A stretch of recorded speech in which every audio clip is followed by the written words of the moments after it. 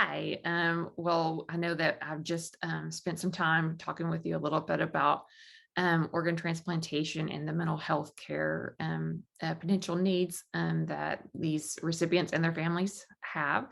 And now I would like to introduce you to my co-presenter who wasn't able to be here today because she's on a really nice trip. And she's going to share a little bit maybe about that. But her name is Valen Keefer, and she is an organ transplant recipient ×2. So she's going to tell us a little bit about her experience, and then we're going to do it kind of interview style while I'm asking her some questions. So anyway, Valen, would you like to introduce yourself? Yes, thank you so much, Kristen.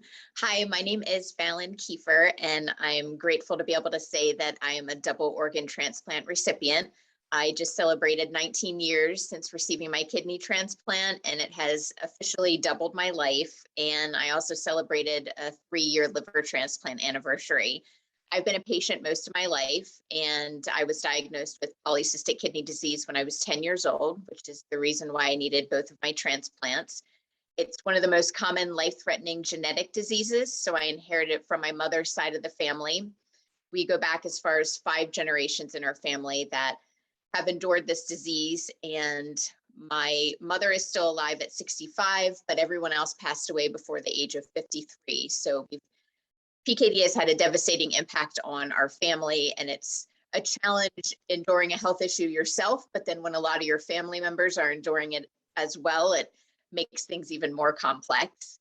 I spent about a year in the hospital when I was 19 and 20. So I've been greatly impacted by this disease. And I am fortunate that I was able to get to transplants, which gave me the opportunity to grow into the woman that I am today and discover my love of being a patient advocate.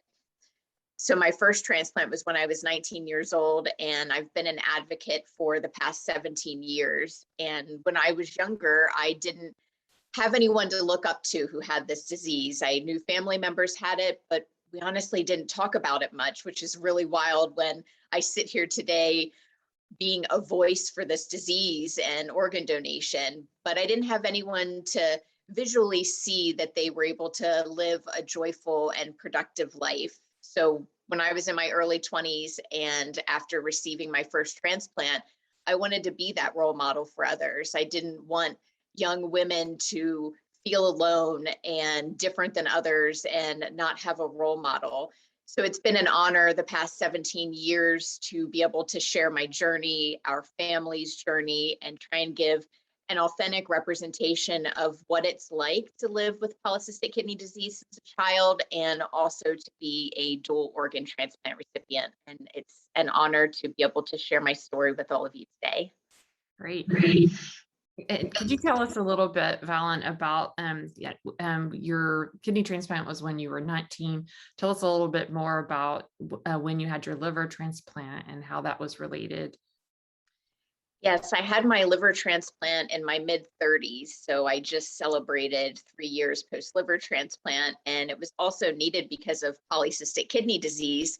And it was quite a shock because I had both kidneys removed when I was a teenager and had a kidney transplant and thought I kind of got through PKD and endured at least the bulk of the disease. And then when 14 years after that transplant, to get really ill again and discover that I needed a liver transplant was just devastating. And it was pretty wild to go through a transplant as a teenager and then as an adult. There was a lot of different emotions surrounding it. And my first transplant came from a living donor and my second from a deceased donor.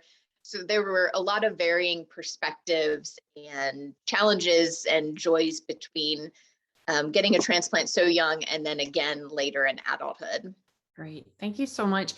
And I know that we've got counselor educators that are listening right now that are here for this session. And my guess is, as a fellow counselor educator, that there's a couple of things that might be standing out and that Valen is talking about. One, I noted that she said, my family didn't really talk about it, which to me speaks to family systems and a lot of the work that many of us do in working with families, which, not talking about things within a family system is a pretty common occurrence. And in the context of chronic illness, that is something that can have, both physical and emotional responses. The next thing that I noticed that Valen was talking about, that I imagine some of you as well noticed too, is there's a little bit of a lifespan and development perspective. Like she had her first transplant, at a young, well, she was diagnosed at as a child. The disease continued and she lived with it, then had a transplant as a young woman, 19 years old, adolescent, depending on your perspective. And then, the disease continued, and in a different stage in her life, as did you say mid-30s?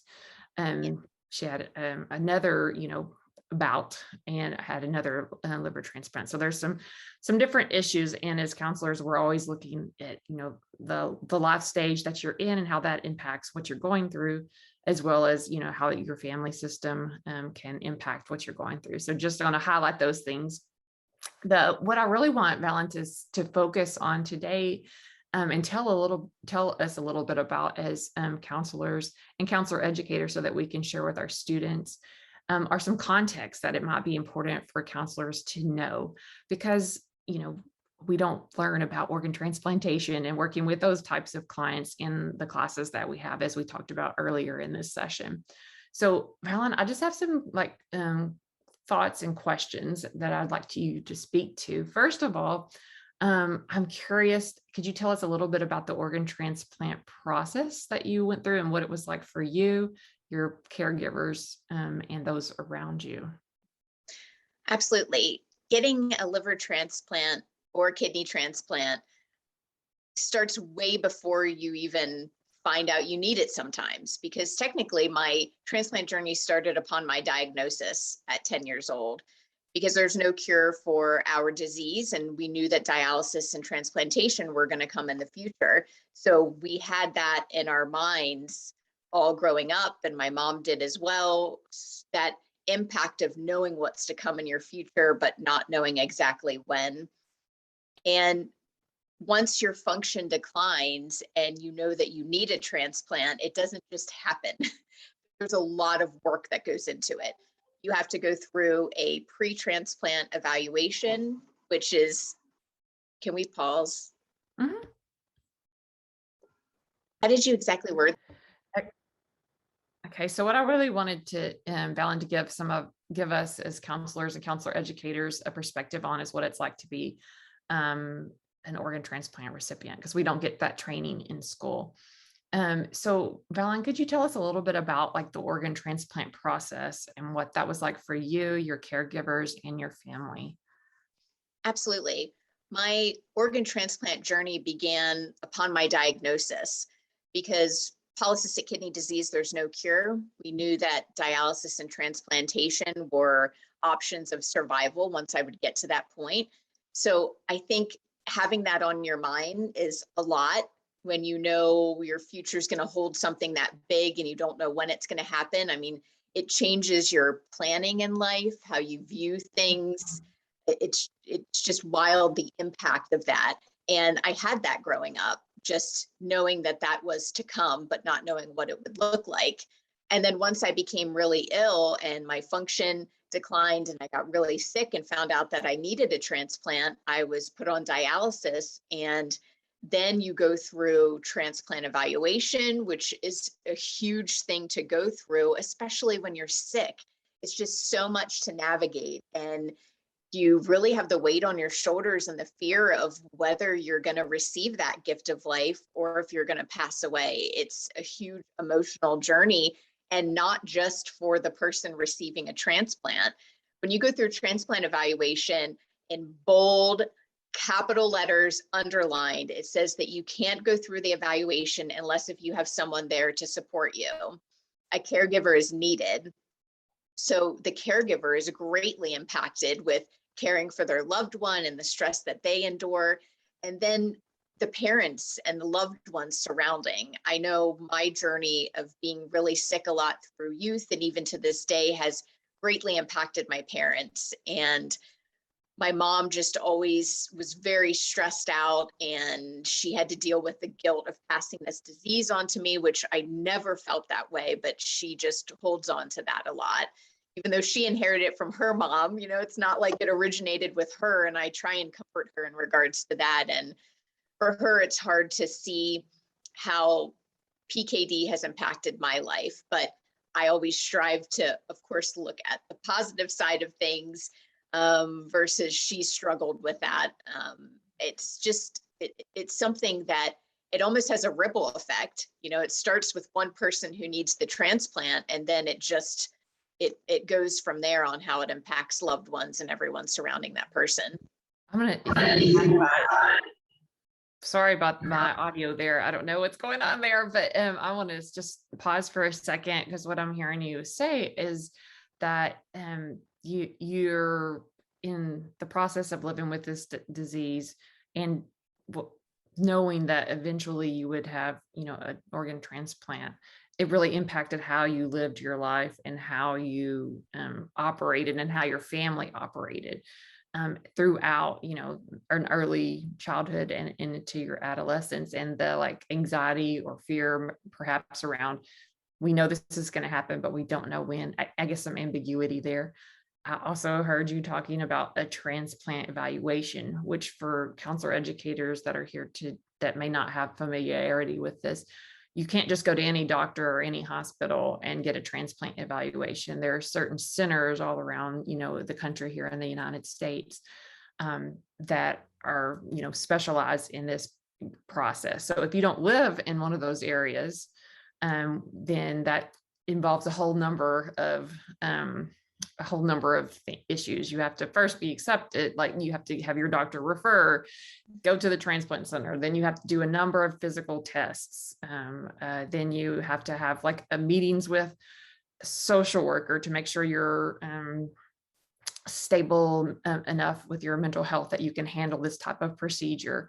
You also have meet with someone that can talk, like a social work / financial type person that talks through all the different, things that are going to happen. You're going to be out of work, or you're going to be out of whatever for this periodic amount of time. Here are the benefits that you have. So all this information is just kind of thrown at you. You meet with a doctor to explain about the surgery, and then you're told you're going to be on this list, and here's the requirements you could get this, you might not. Oh yeah. And there's also the option of a living donor. So a transplant evaluation is a huge thing that comes along with financial stress and worry, with kind of just a bunch of information. And one thing that this is what Valen and I have connected on is, while there is a mental health aspect and people are wanting to be very supportive in transplant evaluations and centers, often the mental health of the patient is probably the least resource that is available. Is that been your experience, Valen? Absolutely. And you described that process so well of transplant evaluation. And it is, you have to be sick enough to need a transplant, but well and healthy enough in order to make it through surgery in order to get listed. It's a fine line, and it's a 2-day exhaustive process to try and go through all that and absorb all that information, endure it when you're sick. And for me, the wait was so long in California for a liver that I had to travel out of state, and I wound up getting my liver in St. Louis, Missouri, and had to temporarily relocate. So there's some people that have to do that. And we lived in St. Louis for 7 weeks. So all of that organizing and planning around, moving out of state in order to get an organ transplant, which people do that. And that is a lot in itself. Mm-hmm. For me, I wasn't offered any mental support. There wasn't a counselor a part of the process. Like you said, well, Cristen, there was a social worker that met with me and my husband to basically make sure that we were stable, that we could endure something like this. And that was it. And all of us are facing death and hoping to get a second chance and get on the other side. And that's a huge life event that also, when you receive the transplant, isn't over. There's so much that then gets taken with you for the rest of your life. And it just blows my mind that nothing was offered to me. And 19 years ago, there was nothing offered. And then to fast forward now to think that there isn't that support is just, it's really hard for me. I wish that we could change that. Yeah, I wish that we could provide that, because I know with living with a transplant for so long, the impact that it has on your everyday life. And this is something that's really, really needed.